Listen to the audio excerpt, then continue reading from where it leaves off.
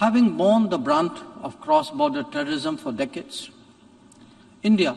firmly advocates a zero-tolerance approach. In our view, there is no justification for any act of terrorism, regardless of motivation, and no rhetoric, however sanctimonious, can ever cover up bloodstains. The United Nations responds to terrorism by sanctioning its perpetrators. We look for peace with all our neighbors, including India. Sustainable peace and stability in South Asia, however, remains contingent upon a just and lasting solution of the Jammu and Kashmir dispute. जय हिंद दोस्तों आपके सामने दो इंसान बात कर रहे हैं। एक इंसान है जो सिर्फ और सिर्फ आइडिया की बात कर रहा है, दुनिया की प्रॉब्लम्स की बात कर रहा है, उन प्रॉब्लम्स के सॉल्यूशंस की बात कर रहा है, अपनी कैपेसिटी के अकॉर्डिंग अपने आप को आगे प्रोजेक्ट करने के मामले में है और अपने आप के बारे में ये बता रहा है कि दुनिया के अंदर इस समय जितनी समस्याएं हैं उन समस्याओं का समाधान उसके पास या उसकी कंट्री के पास है। और दूसरा एक इंसान ऐसा है जो दुनिया के अंदर अपनी समस्याएं बता रहा है, उन समस्याओं के आरोप दुनिया के अपने पड़ोसियों पर लगा रहा है और अपनी सभी समस्याओं का ठीकरा दूसरों पर फोड़कर सिर्फ सिंपैथी गेन करने की कोशिश कर रहा है।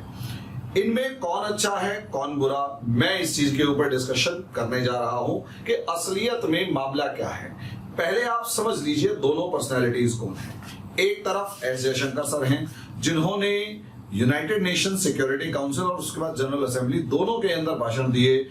इंडिया का नाम 21 बार लिया, बार बार ये बताया कि दुनिया के अंदर जो समस्याएं हैं उन समस्याओं का सॉल्यूशन क्या है, उन समस्याओं को किस तरीके से आगे डील किया जाना चाहिए, दुनिया किस तरीके से उन समस्याओं को सीरियसली हैंडल कर सकती है, इंडिया किस तरीके से उस चीज में मदद कर सकता है।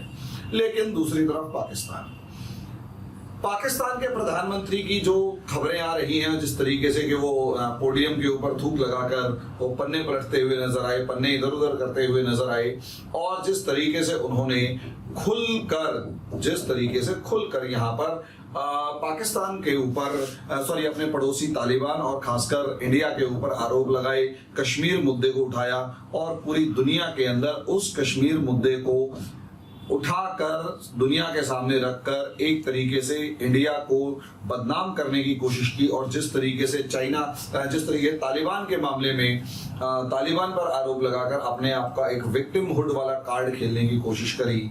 इसने साफ दिखा दिया कि दो देश इस समय पर दुनिया के किस पायदान पर खड़े हैं। एक तरफ इंडिया खड़ा है जो बहुत ताकतवर तरीके से अपने आप को सुपर पावर के फॉर्म में प्रोजेक्ट कर रहा है और दूसरी तरफ पाकिस्तान खड़ा है जो इस समय पर दुनिया को अभी भी बेवकूफ समझने में लगा हुआ है और ब्लफ करने में लगा हुआ है। इसी चीज के ऊपर डिस्कशन करते हैं, लेकिन छोटी सी रिक्वेस्ट कि दोस्तों अगर आप लोगों को मेरे वीडियोस पसंद आते हैं तो मेरे चैनल को लाइक करें, सब्सक्राइब करें, शेयर करें, बेल आइकन जरूर दबाएं ताकि मेरी ये वीडियोस आप तक जल्दी से जल्दी पहुंच सके। दूसरा दोस्तों, अगर आप यूपीएससी की तैयारी करने जा रहे हैं तो हमारा एनसीईआरटी का जो बेसिक कंसेप्टर कोर्स है वो आपके लिए बहुत ज्यादा फायदेमंद होने जा रहा है। आपके बेसिक कंसेप्ट्स को हम स्ट्रॉन्ग करवाएंगे अपने इस बैच के द्वारा। और दूसरा दोस्तों, जल्दी से जल्दी अगर आप उसमें जुड़ते हैं तो फीस बहुत कम, 500 रुपीज कंप्लीट कोर्स की फीस है। 1 साल का इसका पूरा ड्यूरेशन है, 5 महीने में कोर्स कंप्लीट हो जाएगा। तो जल्दी से जल्दी हमसे जुड़िएगा। अब आ जाते हैं दोस्तों टॉपिक के ऊपर। टॉपिक है इस समय पर कि पाकिस्तान असलियत में, देखिए डिप्लोमेसी क्या है, आप बहुत ही सिंपल फॉर्म्स में अगर समझें कि ये डिप्लोमेसी क्या है तो आपको समझ में आएगा कि डिप्लोमेसी कुछ नहीं, सिर्फ और सिर्फ फ्लर्ट है। फ्लर्ट का मतलब यह है कि दुनिया के साथ जिसके सामने भी आप डिप्लोमेसी कर रहे हैं उसे लगना चाहिए कि आप उसके फायदे की बात कर रहे हैं, आप उसके लिए फायदेमंद हैं, आपसे संबंध बनाना, आपके साथ इस्टेब्लिश करना, बातचीत करना उसके लिए बहुत ज्यादा फायदेमंद सिद्ध होने जा रहा है। इसलिए उसको कन्विंस करना कि भाई तू मेरे साथ खुश रहेगा, इसलिए मेरे साथ एक अच्छा रिलेशन मेंटेन करने की कोशिश की जाए। डिप्लोमेसी का मतलब यही होता है, सिंपल वर्ड्स में फ्लर्टिंग कहा जाता है इसे। अब दोस्तों यहां इसको अगले पार्ट में देखिए कि पाकिस्तान ने असलियत में क्या कहा। देखिए पाकिस्तान की डिप्लोमेसी के ऊपर तो हम बाद में डिस्कस करेंगे, सबसे पहले वहां की बॉडी लैंग्वेज के ऊपर डिस्कस किया जाए।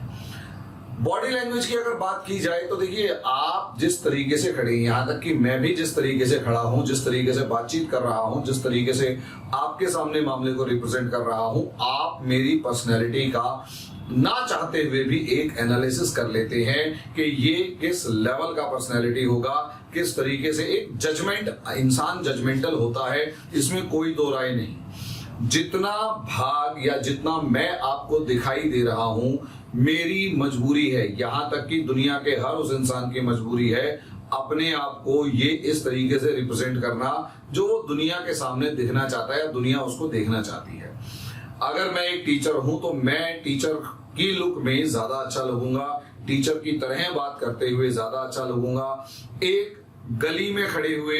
अलग पर्सनालिटी से या अलग पर्सनालिटी की तरह या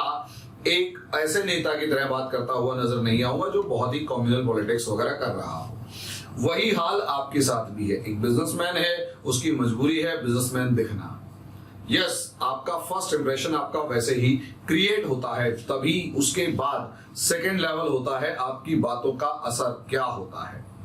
अगर आप साधु महात्मा हैं और जीन्स टी शर्ट पहनकर साधु महात्मा का बनने की कोशिश कर रहे हैं, रिप्रेजेंट करने की कोशिश कर रहे हैं, तो लोगों को या तो आपके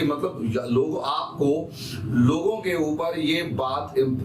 इस्टेब्लिश करने के लिए टाइम लग जाएगा कि आप भले ही जीन्स टी शर्ट पहन रहे हैं, आपकी ड्रेस में ऐसा कुछ नहीं है, आप साधु महात्मा ही हैं या साधु ही हैं। अब ऐसी सिचुएशन में आप इससे अगला स्टेप देखिएगा। यहां पर पाकिस्तान के प्रधानमंत्री क्या कर रही हैं। देखिए सीधी सी बात यह है, अगर आप ऐसे इंटरनेशनल प्लेटफॉर्म के ऊपर, यूनाइटेड नेशन सिक्योरिटी काउंसिल अपने आप में दुनिया की सबसे बड़ी पंचायत, दुनिया की सिक्योरिटी के मामले में जितने भी डिसीजंस होते हैं सारे वहीं लिए जाते हैं। अगर आप उस लेवल की पंचायत में जाकर खड़े हुए हैं और आपको बोलने के लिए कहा गया और आप बोल रहे हैं लेकिन बोल नहीं पा रहे, आप उस समय पर वहां खड़े होकर अपने देश को प्रोजेक्ट कर रहे हैं, अपने देश को रिप्रेजेंट कर रहे हैं। पाकिस्तानी प्रधानमंत्री शहबाज शरीफ जो थे, उनको यही चीज सोचनी चाहिए थी कि जब आप वहां खड़े हैं और आप अपने देश को रिप्रेजेंट कर रहे हैं, स्ट्रांगली रिप्रेजेंट कर रहे हैं, तो जैसा भी रिप्रेजेंट करना चाहें, आप जो बात बोलना चाहते हैं वो आपके देश के लोगों के अकॉर्डिंग जाएगी या लोगों के प्लस माइनस में जाएगी, ये समझ लीजिएगा। आपके पास कोई ऑप्शन नहीं होता ऐसे प्लेटफॉर्म पर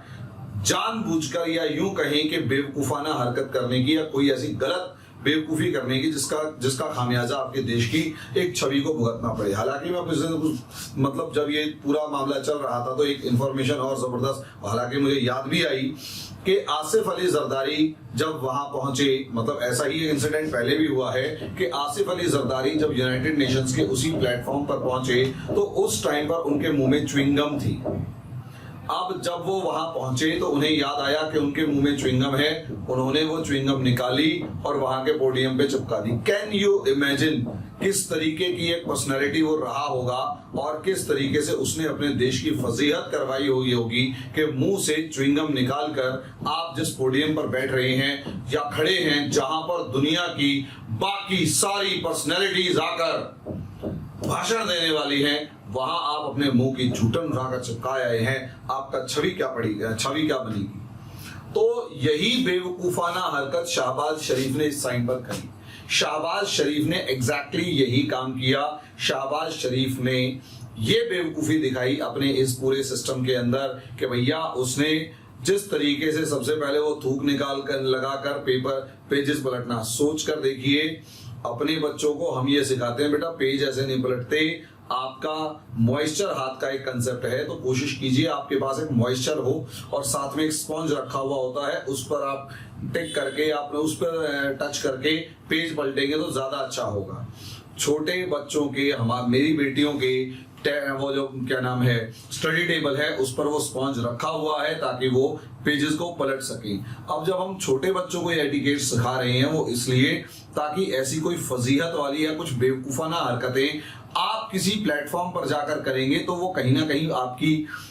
एक कमजोरी को दिखाते हैं, या एक आपका जो लेवल है वो दिखाते हैं कि आप ज्यादा पढ़े लिखे नहीं है, या हो सकता है आपको पेज पलटने की ट्रिक नहीं है। और दूसरा, जब आप ऐसे प्लेटफॉर्म पर जाकर बोलने की कोशिश करते हैं तो आपका जो भाषण है वो कभी भी इधर उधर नहीं होना चाहिए। अगर आप जेन्युइनली एक विजनरी अप्रोच रखते हैं तो उस विजनरी अप्रोच की एक खास बात ये होती है कि आपको पढ़ के समझ के बोलने की जरूरत नहीं होती, कम से कम रटा हुआ लिखा हुआ तो पढ़ के सुनाने की जरूरत नहीं होती। विजनरी आदमी की खास बात ये होती है, वो एक बार बोलना शुरू करेगा किसी टॉपिक के ऊपर, जोड़ते जोड़ते कहां का कहां निकल जाएगा, लोग सोच नहीं पाएंगे। ये एक सबसे इंपॉर्टेंट सिचुएशन होती है, एक सबसे इंपॉर्टेंट बात होती है। लेकिन प्रॉब्लम इस समय पर यहां पर पाकिस्तान की इस एलीट क्लास के साथ यही आ रही है कि उसे ये समझ ही नहीं आ रहा कि वो करे क्या, क्योंकि इन्होंने पाकिस्तान के लिए इतने ज्यादा खड्डे आज तक खोदे हैं कि पाकिस्तान की एक मिनिस्टर अगर लंदन के सड़कों पर है और लंदन के सड़कों पर पाकिस्तानी खुद उस मिनिस्टर को घेर घेर के ये कह रहे हैं कि तू चोर है, चोर है, चोर है, चोरनी है। और पाकिस्तान का प्राइम मिनिस्टर जिस तरीके से यूनाइटेड नेशंस के अंदर पाकिस्तान की बेइज्जती करवा रहा है, एक इमेज खराब कर रहा है, तो उस देश को, ऐसे देश को कोई नहीं बचा सकता। सोचिए, ये किसी भी देश की बुद्धि को रिप्रेजेंट करते हैं। आम आदमी इनसे इंस्पिरेशन लेके रिएक्ट करता है, आम आदमी इनसे इंस्पिरेशन लेके आगे स्टेप्स शो करने की कोशिश करता है, ये समझ लीजिएगा। और जिस तरीके से इनका बिहेवियर है उससे आपको अंदाजा लग जाएगा कि उस देश, और रियलिटी यही है, उस देश का भला कभी नहीं हो सकता। ये समझ ले, हर पाकिस्तानी समझ ले जो ये मेरी वीडियो देख रहा है। अब आ जाते हैं टॉपिक पे। टॉपिक का दूसरा हिस्सा है। टॉपिक का एक हिस्सा था ये पर्सनैलिटी एनालिसिस, जिसमें उनकी छोटी छोटी हरकतों की वजह से साफ नजर आ गया कि ये इंसान उस लेवल का नहीं है जिस जगह पर उसको बिठाया गया है, या अगर ऐसे ही लोग वहां उस पोजीशन पर, यानी पाकिस्तान के प्रधानमंत्री की पोस्ट पर शहबाज शरीफ जैसे लोग अगर बैठ रहे हैं तो वो पूरी तरीके से रिप्रेजेंट कर रहा है कि वो कोई स्ट्रॉन्ग पर्सनैलिटी नहीं बल्कि एक तरीके के कॉम्प्रोमाइज की वजह से बिठाए गए हैं। और स्ट्रॉन्ग पर्सनैलिटीज अपने देश के भविष्य को दांव पर लगाकर अपने स्वार्थों को डोमिनेट कर रही है और अपने स्वार्थ आगे बढ़ाकर पूरे देश को डुबोने की कोशिश कर रही है। अब आ जाते हैं दूसरा पहलू इस पूरे वीडियो का, वो ये है कि पाकिस्तान के प्रधानमंत्री शहबाज शरीफ ने कहा कि भाई उनके देश में जो टेररिज्म है, सबसे पहले तो कश्मीर मुद्दा, यकीन मानो कश्मीर मुद्दा पाकिस्तान को खा गया, कश्मीर मुद्दा पाकिस्तान को खा गया। एक जलन होती है, आम नॉर्मली कोई भी इंसान होता है उससे पूछेंगे तो वो बताएगा, या आप भी किसी कईयों में देखते होंगे, हर इंसान के अंदर, बहुत से लोगों के अंदर एक समस्या होती है किसी से जलने की,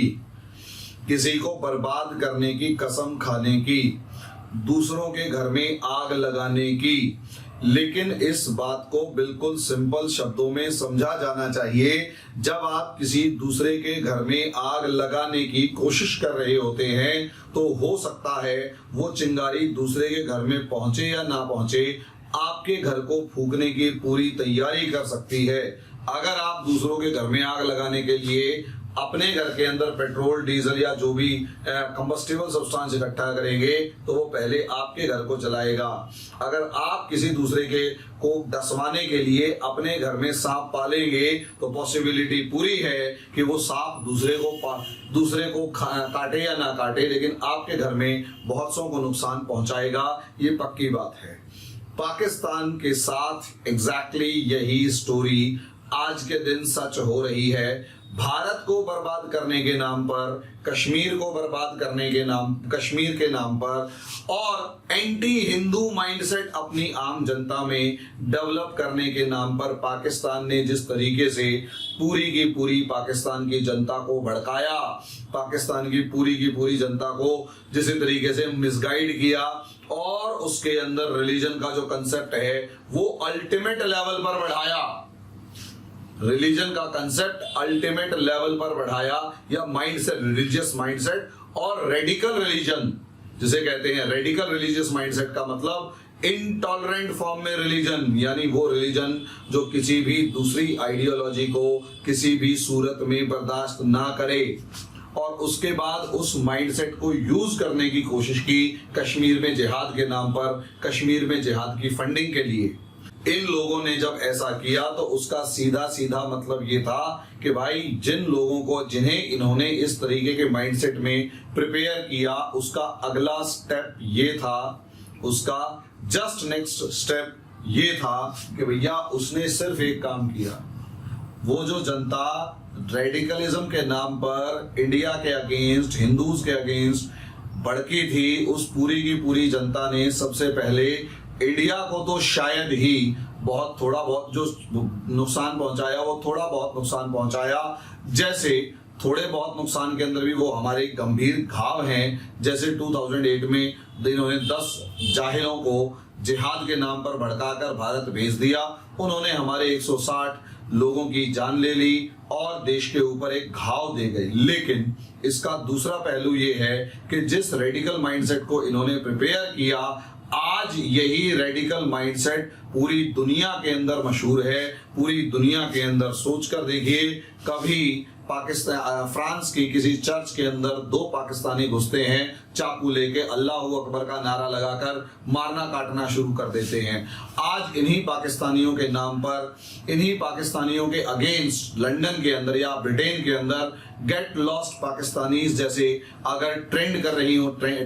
चीजें ट्रेंड कर रही हो, और गेट लॉस्ट पाकिस्तानी जैसे सिचुएशंस जो हैं वो क्रिएट हो रखी हो, वहां पर लंदन के लोग पाकिस्तानियों को अपने देश से भगाने की कोशिश कर रहे हो। वहीं दूसरी तरफ अगर आप दूसरे फॉर्मेट को देखें तो आपको समझ में आएगा कि जिस तरीके से लंदन के अंदर वो लेस्टर समथिंग जो कंट्री जगह है, शहर है, उसके अंदर जिस तरीके से मुस्लिम्स का हिंदुओं पर अटैक, और वो भी पाकिस्तानियों का स्पेसिफिकली अटैक, वो देखने लायक सिचुएशन है। जिस तरीके से इमेज बिल्डअप की जा रही है, यहाँ पर ऐसे देश को पूरी दुनिया बहुत बारीकी से जानती है कि ओसामा बिन लादेन कहाँ पकड़ा गया, किनके घर में पकड़ा गया, उसको शहीद का दर्जा किसने दिया। हामिद गुल जैसा बंदा जो खुलकर ये कह रहा है कि पहले हमने अमेरिकन की दम पे मदद से रशियंस को हराया, फिर अमेरिकन की मदद से अमेरिकन को हराया, अब हम आगे जो देखते हैं क्या करेंगे टाइप का आईएसआई चीफ अगर ये कह रहा हो तो दुनिया इनकी असलियत से वाकिफ है। ऐसे देश की इमेज पहले से बहुत ज्यादा खराब है, और ऐसा देश जब कश्मीर जैसे मुद्दे को उठाता है तो दुनिया के बाकी देश जो हैं वो अपने अपने अकॉर्डिंग, अगर कुछ ज्यादा ही इंडिया के अगेंस्ट है जैसे चाइना, तो वो तो खैर देखो स्टैंड लेगा, बाकी पूरी दुनिया समझ रही होती है कि कौन कितना पानी में है। लेकिन जब यही लोग तालिबान के ऊपर उंगली उठाकर ये कहते हैं कि तालिबान के अंदर जो हमारे पड़ोसी देश अफगानिस्तान की जो इंटरिम गवर्नमेंट है उससे उम्मीद की जा रही है कि दुनिया के दूसरे देश, मतलब जो अलग अलग देश, जो टेररिस्ट ऑर्गेनाइजेशंस हैं जो पाकिस्तान में काम कर रही हैं, उनके हेड्स को वहां पर मतलब अपने यहाँ शरण ना दें या प्रोटेक्शन ना दें, तो ये एक डिप्लोमेटिक ब्लंडर ही होता है दोस्तों। पर्सनालिटी एनालिसिस एक अलग चीज है, डिप्लोमेटिक ब्लंडर यही होता है। कई बार क्या होता है, आप कई दबाव में या किसी भी सिचुएशन के अंदर जब ऐसी हरकतें कर जाते हैं तो उन्हें इग्नोर कर दिया जाता है जब किसी को आपके ऐसे विचार समझ में आते हैं कि वो विचार क्या हैं। अगर आपके विचार जेन्युइनली दुनिया को दशा और दिशा दिखाने वाले हो, डायरेक्शन देने वाले हुए, तो वो कभी भी मार नहीं खाएंगे। लेकिन इसका दूसरा पार्ट ये है कि अगर यही आप लोग जो पाकिस्तानी हैं, ये जब अपनी शिकायतें झूठे आधार पर करना शुरू कर देंगे तो आप ब्लंडर ही करेंगे। दुनिया के दिमाग में साफ बात है कि असलियत में इस तालिबान को उठाने वाला, तालिबान को प्रोटेक्शन देने वाला, तालिबान को आगे बढ़ाने वाला, तालिबान के खिलाफ लड़ने वाला और फिर तालिबान को खत्म करने के लिए अमेरिका से पैसे लूटने वाला और फिर दोबारा से तालिबान को गद्दी पर बिठाने वाला और कोई नहीं, सिर्फ और सिर्फ पाकिस्तान है। अगर पाकिस्तान तालिबान की किसी भी तरीके की शिकायत करता है तो ये समझ लीजिए जो तालिबान का आज के दिन एक माइंडसेट है, जो तालिबान का माइंडसेट आज के दिन आपको दिखाई दे रहा है, उस माइंडसेट के पीछे और कोई नहीं, सिर्फ और सिर्फ पाकिस्तान जिम्मेदार है, क्योंकि ये वही रेडिकल माइंडसेट है जो जियाउल हक और उसके बाद वाले राष्ट्रपतियों ने पाकिस्तान के आम लोगों के अंदर जहर की तरह घोला, और वो जहर की तरह जो माइंडसेट लगातार घोलते चले गए, उसी का आउटकम आज के दिन तालिबान बड़ा हुआ दिखाई दे रहा है। और वही तालिबान जिसे तुमने यानी पाकिस्तानियों ने वहां एस्टेब्लिश किया, वो डूरंड लाइन पे दावा करता है, और डूरंड लाइन के नाम पर वही तालिबान आज के दिन तहरीक तालिबान पाकिस्तान से कम एक सिंपैथी रखता है, कम से कम एक सिंपैथी रखता है। यानी आज पाकिस्तान एग्जैक्टली वही शिकायत कर रहा है जो हिंदुस्तान 1990 के दशक में कर रहा था कि हमारे देश के टेररिस्टों को पाकिस्तान के अंदर ट्रेनिंग मिलती है, शरण मिलती है, पैसा मिलता है, सारी चीजें होती हैं। और उस टाइम पर पाकिस्तान जैसा रिएक्ट करता था, तालिबान ऐसा रिएक्ट कर रहा है। भाई इंडिया ने पाकिस्तान से लड़ के अपने आप को मजबूत किया, और आज के दिन इतना मजबूत कर लिया कि जो भी कीड़े मकोड़े पाकिस्तान से, जो भी सांप पाकिस्तान से निकल के आते हैं, उन्हें बॉर्डर पे ही निपटा दिया जाता है। लेकिन पाकिस्तान इस समय पर इकोनॉमिकली, पॉलिटिकली, आइडियोलॉजिकली, इंटेलेक्चुअली, हर तरीके से जितनी भी डायमेंशंस होती हैं, सबके अंदर बुरी दौर से गुजर रहा है। और तालिबान पाकिस्तान के साथ उससे कहीं ज्यादा बुरा बिहेवियर कर रहा है जैसा पाकिस्तान इंडिया के साथ कर पाता था। और पाकिस्तान इंडिया जितना स्ट्रांगली उसे रिएक्ट कर पाता था, पाकिस्तान उसका 1% भी नहीं कर पा रहा है। इसी को कहते हैं कि भैया ऊपर वाले की लाठी में आवाज नहीं होती। यस, और इससे हमें एक शिक्षा ये भी लेनी चाहिए हमारे देश के लोगों को भी कि रिलीजियस रेडिकलिज्म कभी भी किसी भी देश के लिए फायदेमंद नहीं होता। अगर कोई पार्टी, नेता या कोई भी इस तरीके के रिलीजियस रेडिकलिज्म की बात कर रहा है और अपनी सोसाइटी को इनटॉलरेंट बना रहा है, तो उसे सोच समझ कर रहना चाहिए कि हमारे देश की बर्बादी की तरफ धकेल रहा है। और आम जनता की जिम्मेदारी ये होती है कि ऐसे जहरीले भाषण या ऐसी जहरीली हरकतें करने वाले लोगों को अगर कंट्रोल नहीं किया गया तो आने वाले समय में हमारे देश के साथ भी बुरा हो सकता है। मैं बहुत अप्रिशिएट करता हूं हमारे डॉक्टर मोहन भागवत सर को, जो कि इस समय